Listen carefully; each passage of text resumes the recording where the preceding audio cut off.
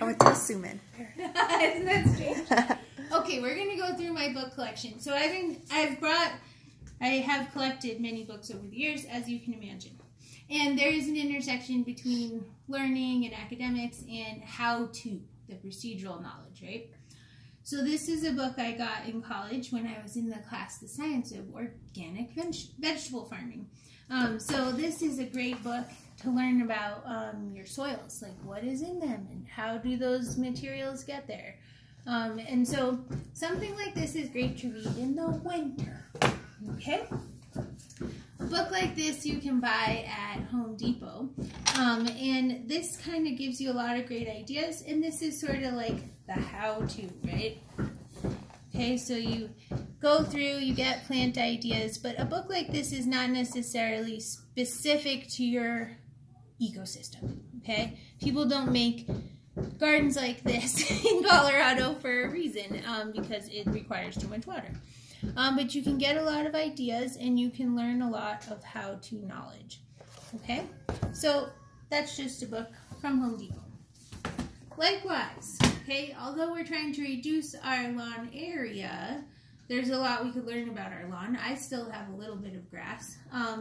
And a book like this, you know, again, this is the industry line. If you hire a landscaper, they are going to have read a book like this. So you want to know what they know. But it tells you about different problems you might have in your grass, how to correct them, and also different species of grass, because grass is not grass, right? Mm-hmm. Like my winter rye I planted as a cover crop is making a very nice turf grass in between my raised beds. It's water tolerant and it doesn't grow tall if we walk on it. And so this is, again, towing the company line, but you can still gain a lot of knowledge from a book like this. This is a really old book, but if you like to hike and you're inspired by native plants, you really get good ideas for what you can put in your garden. Here we have 2 editions of the same book, and I would say this is like the Encyclopedia Britannica for gardening. It is something you're going to look up a plant to learn something about it. There are gardening ideas. There's a whole section about that, but most of this, see, all the green and white part are plant IDs, right? And so it gives you information about the plants, the species, what they do. It's all alphabetized. So this is a great botanical glossary. Western Garden. Okay, this is the book I assign as the required reading material in a gardening class. So basically, this is going to tell you about the biology of the plant. And since I am a biology teacher, I appreciate that. Not a lot of images, maybe a winter reader. But if you really want to know what's going on out there and learn from the bottom up, you're going to care about the ecology of it. These 2 books are what I assign because I really believe in the tactile experience. And so this is a coloring book. Oh. I assign this in my anatomy and physiology book, except it has body parts, okay? But I tell my students, like, how does your brain remember things? It takes a long time. You know, you just have to think about those things. And so coloring is an activity that allows you to think about those things for a while and enjoy doing it. By the way, the last people who came over for dinner, since dinner is never ready when people show up, I bought them this coloring book. I was like, here, color! And they were so happy. Okay. My graduate lab was at the Denver Botanic Gardens, and this is an awesome, beautiful publication about different kinds of gardens that you can implement in the Western landscape. And these are gardens at Denver Botanic Gardens. You should go there. If you don't have a lot of funds, there are free days every month. There's an amazing children's garden on top of the parking structure.